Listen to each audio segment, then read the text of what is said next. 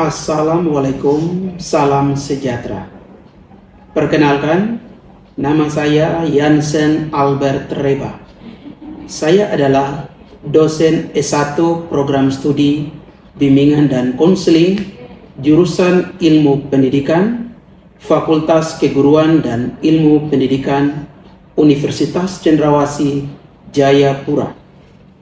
Pada kesempatan ini, saya akan menjelaskan salah satu mata kuliah yang saya ampu, yaitu mata kuliah Manajemen Bimbingan dan Konseling.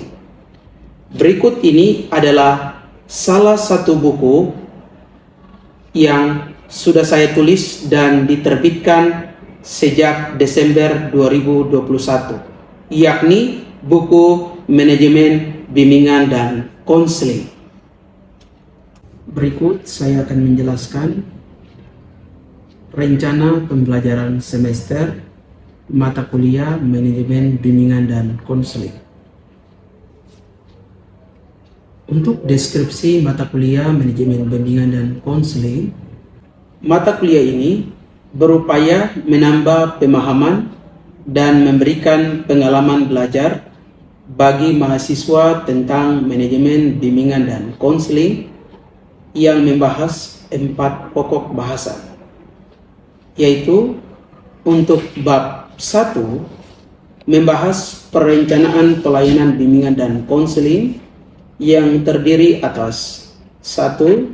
Pendahuluan, 2. Tahapan perencanaan pelayanan bimbingan dan konseling, 3. Komponen program bimbingan dan konseling komprehensif, dan bab 2 membahas pengorganisasian program bimbingan dan konseling, yakni terdiri dari 1. Pendahuluan, prinsip-prinsip organisasi bimbingan dan konseling, 3. Pola organisasi dan personalia bimbingan dan konseling di sekolah. Bab 3 membahas pelaksanaan program bimbingan dan konseling, yakni terdiri dari pendahuluan, ruang lingkup pelayanan bimbingan dan konseling, 3. Pelaksanaan kegiatan bimbingan dan konseling. Dan untuk bab 4 membahas evaluasi program bimbingan dan konseling yang terdiri dari pendahuluan, tujuan dan fungsi evaluasi program bimbingan dan konseling, aspek-aspek yang dievaluasi, dan kriteria keberhasilan pelaksanaan program bimbingan dan konseling. Berikut adalah capaian pembelajaran lulusan. Untuk aspek sikap, yang pertama, menjunjung tinggi nilai kemanusiaan dalam menjalankan tugas berdasarkan agama, moral, dan etika. 2. Bekerja sama dan memiliki kepekaan sosial serta kepedulian terhadap masyarakat dan lingkungan. 3. Berkontribusi dalam peningkatan mutu kehidupan bermasyarakat, berbangsa, bernegara, dan kemajuan peradaban berdasarkan Pancasila. Untuk aspek keterampilan umum, mampu menerapkan pemikiran logis, kritis, sistematis, dan inovatif dalam konteks pengembangan atau implementasi ilmu pengetahuan dan teknologi yang memperhatikan dan menerapkan nilai humaniora yang sesuai dengan bidang keahliannya. Yang kedua, mampu mengambil keputusan secara tepat dalam konteks penyelesaian masalah di bidang keahliannya berdasarkan hasil analisis informasi dan data.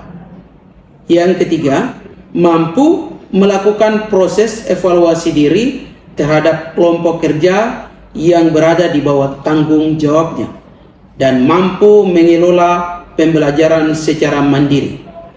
Untuk aspek pengetahuan, mahasiswa diharapkan mampu menguasai dan memahami konsep manajemen dalam pelayanan bimbingan dan konseling baik dalam perencanaan pelayanan bimbingan dan konseling yang terdiri atas tahapan perencanaan pelayanan bimbingan dan konseling dan komponen program bimbingan dan konseling komprehensif.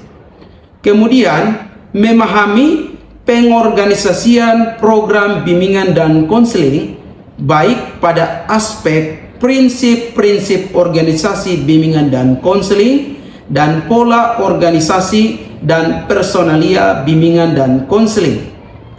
Memahami pelaksanaan program bimbingan dan konseling baik pada aspek ruang lingkup pelayanan bimbingan dan konseling dan pelaksanaan kegiatan bimbingan dan konseling, serta memahami evaluasi program bimbingan dan konseling pada aspek tujuan dan fungsi evaluasi program bimbingan dan konseling, aspek yang dievaluasi serta kriteria keberhasilan program bimbingan dan konseling.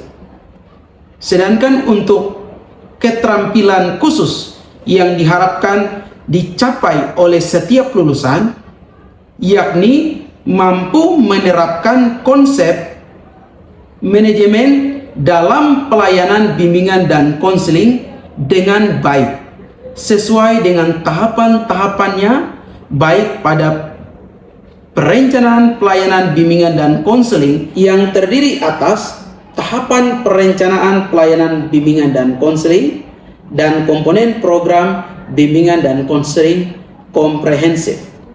Kemudian, pengorganisasian program bimbingan dan konseling baik pada aspek prinsip-prinsip organisasi bimbingan dan konseling, pola organisasi personalia bimbingan dan konseling di sekolah, pelaksanaan program bimbingan dan konseling baik pada aspek ruang lingkup pelayanan bimbingan dan konseling dan pelaksanaan kegiatan bimbingan dan konseling serta evaluasi program bimbingan dan konseling pada aspek tujuan dan fungsi evaluasi program bimbingan dan konseling, aspek-aspek yang dievaluasi serta kriteria keberhasilan program bimbingan dan konseling. Adapun capaian pembelajaran mata kuliah: 1. Memahami perencanaan pelayanan bimbingan dan konseling. 2. Memahami pengorganisasian program bimbingan dan konseling. 3. Menguasai pelaksanaan program bimbingan dan konseling. 4. Memahami evaluasi program bimbingan dan konseling. Untuk kegiatan pembelajaran, pendekatan yang digunakan dalam mata kuliah manajemen bimbingan dan konseling yakni student centered learning atau yang disebut pembelajaran berpusat pada mahasiswa itu sendiri. Untuk metode atau strategi yang digunakan ada ceramah, tanya jawab, diskusi, dan penugasan. Moda kegiatan ada pembelajaran daring dan pembelajaran tatap muka di kelas. Untuk tugas, mahasiswa diharapkan dapat membuat paper, presentasi paper, analisis kasus, dan tugas proyek secara kelompok. Terkait penilaian, metode atau teknik penilaian antara lain ada ujian tulis, penilaian kinerja, penilaian keaktifan, dan penilaian sikap.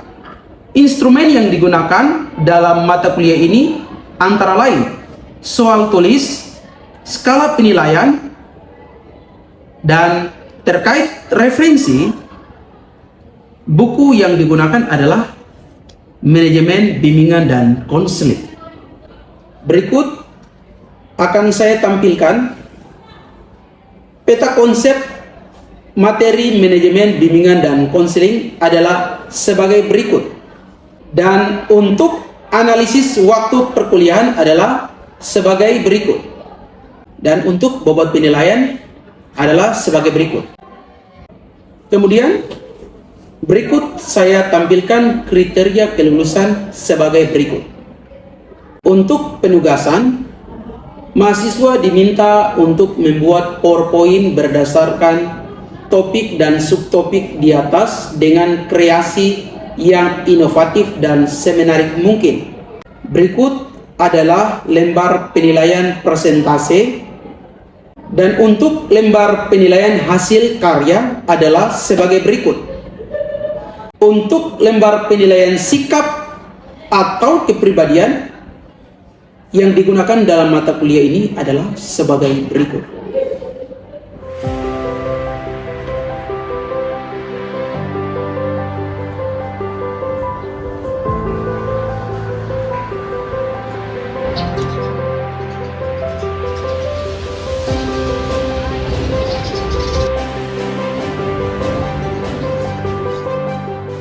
Selamat pagi mahasiswa sekalian.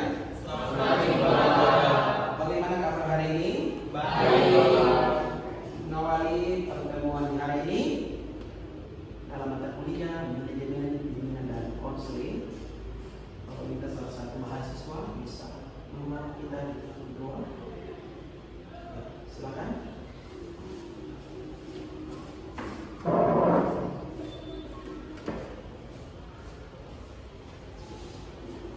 Baik, terima kasih banyak Bapak waktu dan kesempatan yang diberikan saya. Jadi teman-teman, saya mengajak kita semua mengawali perkuliahan kita pada pagi hari ini. Kita memulainya dengan doa. Dan izinkan saya di sini membawa doanya dalam ajaran saya di Katolik, dan teman-teman yang lain dapat menyelesaikan. Doa mulai. Doa selesai. Terima kasih. Hari ini kita akan belajar mata kuliah manajemen bimbingan dan konseling.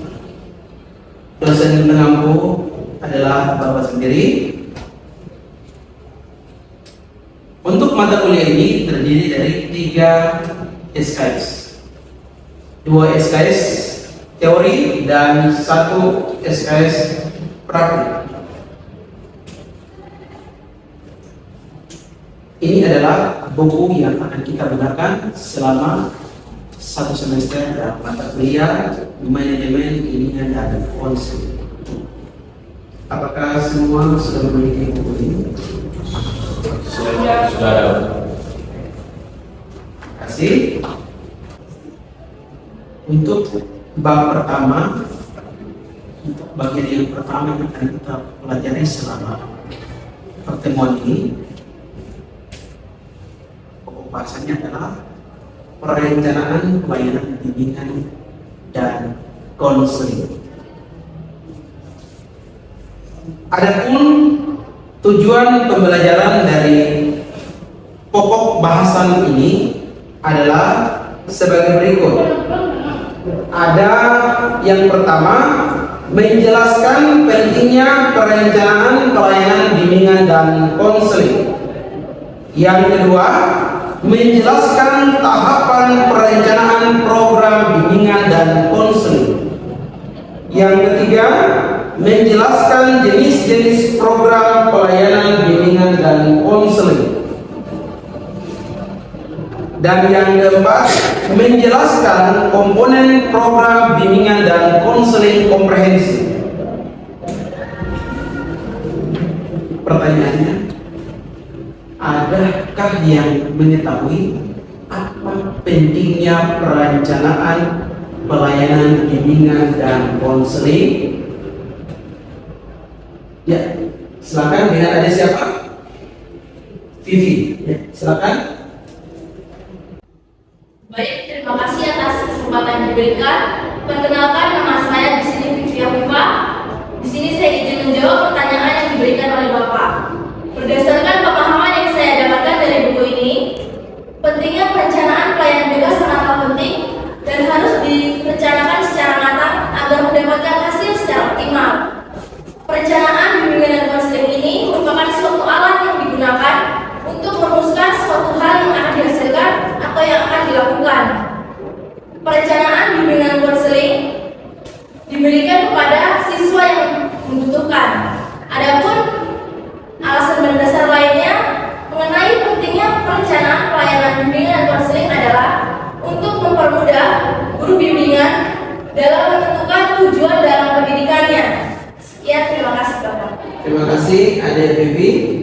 beri aplaus dulu.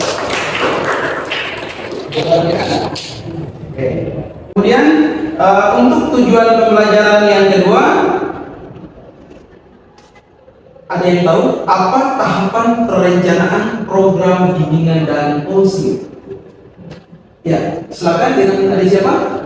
Dengan Angela Safira. Angela Safira. Ya, silakan. Baik, terima kasih atas kesempatan yang diberikan. Saat ini izinkan saya untuk menjawab pertanyaan dari Bapak. Jadi setelah saya membaca buku ini, yang saya ketahui tentang tahap perencanaan BK terdiri dari 2 tahapan, yaitu ada tahap persiapan. Di mana dalam tahap persiapan ini ada 3 hal yang harus kita lakukan. Seperti yang pertama, kita melakukan asesmen kebutuhan.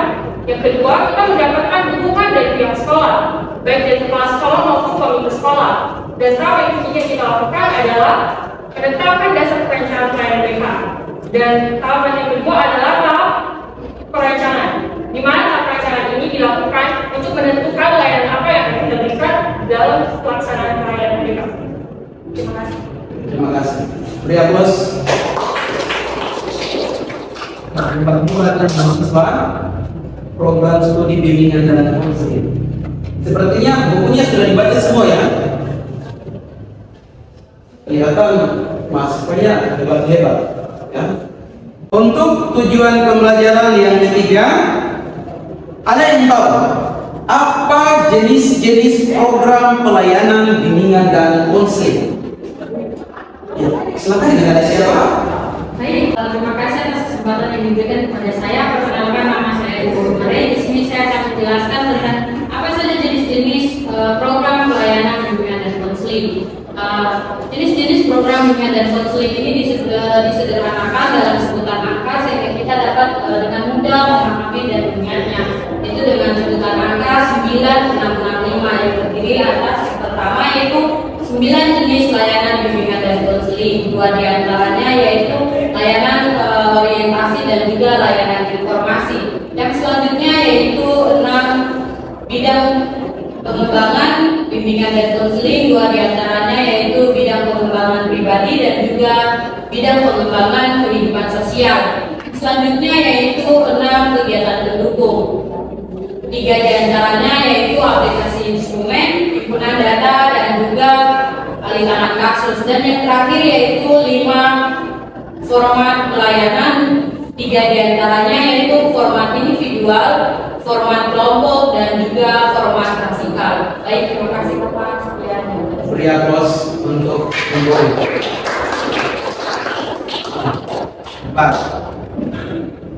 Oke.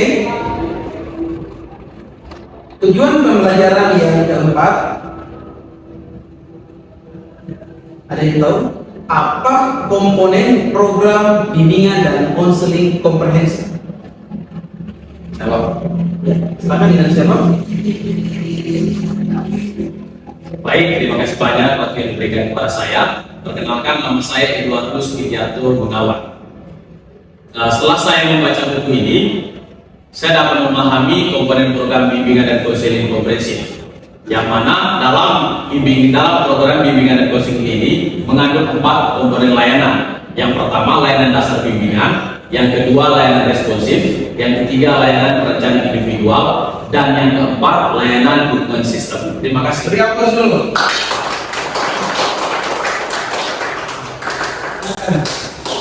Wah, cerdas sekali mahasiswanya.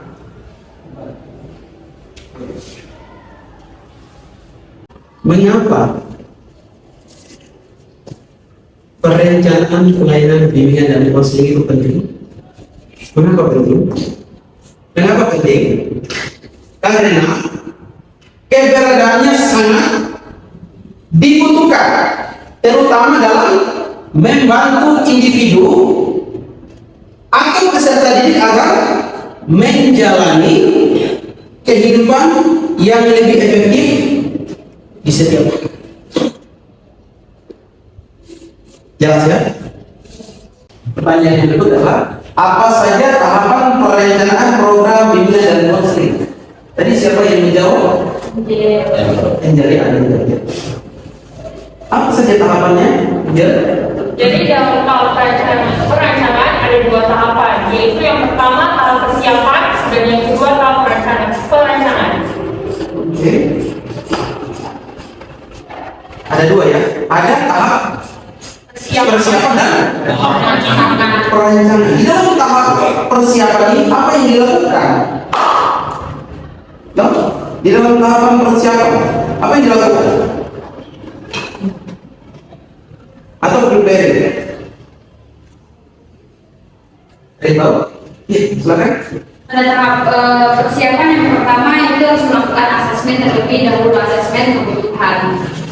Selanjutnya dalam asesmen kebutuhan ini ada 3 hal yang harus dilakukan, yaitu mengidentifikasi data yang dibutuhkan untuk menyusun program layanan. Selanjutnya memiliki instrumen pengumpulan data sesuai kebutuhan, dan yang ketiga yaitu mengumpulkan, mengolah, menganalisis dan menginterpretasikan hasil instrumennya. Selanjutnya itu setelah tahap instrumen kebutuhan, ada juga yang bagian B itu mendapatkan dukungan dari pihak sekolah atau komite sekolah. Yang terakhir yaitu ada penempatan dasar perencanaan pelayanan BK. Yang berikut adalah tahapan ini. Mendapatkan dukungan kepala sekolah atau dan komite sekolah. Jadi tahapan itu harus ada dukungan kepala sekolah dan komite sekolah. Jadi kalau hanya kepala sekolah ya cukup. Harus ada komite sekolah. Ini adalah keterwakilan dari orang tua murid. Ya. Jadi harus ada dukungan dari pihak sekolah dan pihak orang tua murid, dalam hal ini komite sekolah. Ya. Ya, yang ketiga dari tahapan persiapan adalah menetapkan dasar perencanaan pelayanan BK. Ya. Jadi sebagai guru pembina dari Masjid, kemudian kalian harus bisa membuat sebuah penetapan sebagai dasar perencanaan pelayanan bimbingan dan konseling. Yang pertama tadi apa? Yang pertama adalah melakukan asesmen kebutuhan. Yang kedua adalah mendapat dukungan kepala sekolah dan komite sekolah. Yang ketiga, menetapkan dasar perencanaan pelayanan BK. Dasar pelayanan pelaksanaan bimbingan dan konseling itu harus didasarkan pada apa? Filosofis dan teoritis. Didasarkan pada filosofis dan teoritis. Landasan ini berisi keyakinan bahwa untuk mencapai keberhasilan itu perlu adanya sebuah kolaborasi. Ya, harus ada kolaborasi. Ya. Program bimbingan dan konseling merupakan bagian integral dari proses pendidikan. Program bimbingan dan konseling dimaksud untuk memenuhi kebutuhan setiap peserta didik. Jadi tidak untuk beberapa orang, tapi untuk semua. Ya, diperuntukkan untuk semua peserta didik. Ada yang tahu rasio guru BK? Satu guru BK di sekolah mampu berapa peserta didik? Berdasarkan Permendikbud 111 tahun 2014. Satu guru BK menampung 150 peserta didik. Tidak mudah ya. Kalian harus bisa melayani 150 peserta didik dengan berbagai masalah, beragam, bervariasi permasalahan yang dihadapi oleh peserta didik. Oke. Yang berikutnya ada tahapan perencanaan. Apa saja tahapan perencanaan? Jadi apa saja yang dilakukan dalam tahapan perancangan ini? Ada yang tahu? Ya silakan. Jadi dalam tahap perancangan program pelayanan BK itu memperhatikan berbagai aspek kebutuhan sekolah seperti kebutuhan pelayanan BK secara menyeluruh yang dikenal dengan sebutan angka 9665.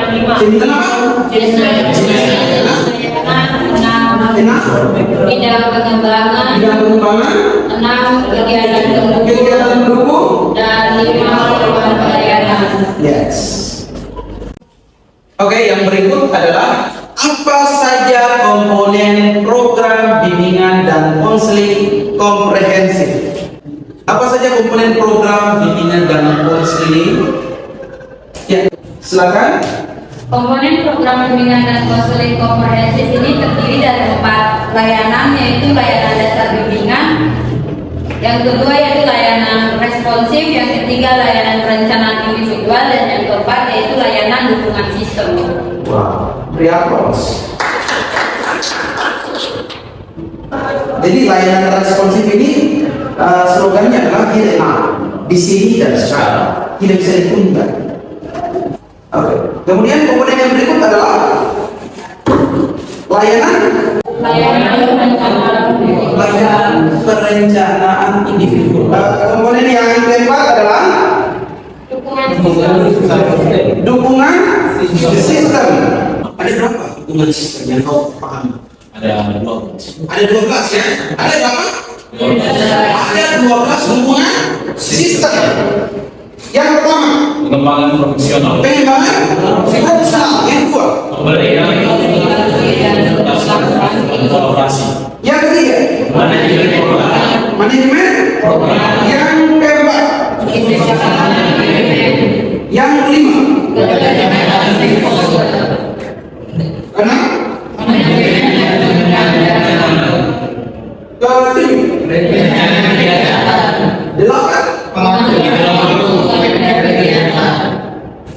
9 jadwal kegiatan, 10 anggaran, 11 Sarana. Organisasi dan personalnya. Coba kalian bayangkan, dari 12 ini satunya bapak tarik dan tidak digunakan, tidak ada anggaran, bisa tidak? Tidak. Semuanya ada tapi anggarannya tidak ada,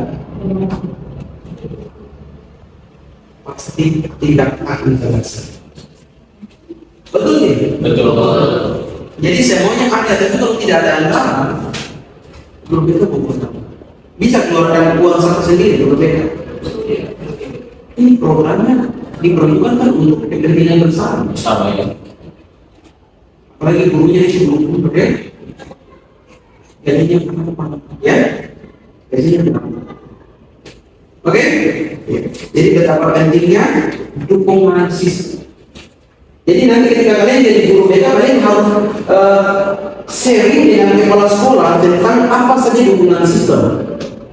Ya, apa saja dukungan sistem dalam pelaksanaan pelayanan bimbingan dan konseling di sekolah itu di-sharing. Kalau tidak, nanti kepala sekolah tidak tahu. Tidak tahu ya. Kecuali kepala sekolahnya backgroundnya adalah bimbingan dan konseling, baru dia memahami. Tapi kalau backgroundnya berbeda, kalian akan dengan kesulitan karena tidak ada dukungan sistem. Ya, sampai di sini paham ya? Silakan. Oke. Apa pikir untuk pertemuan kali ini kita cukupkan sampai di sini dan kita akan tutup dengan doa.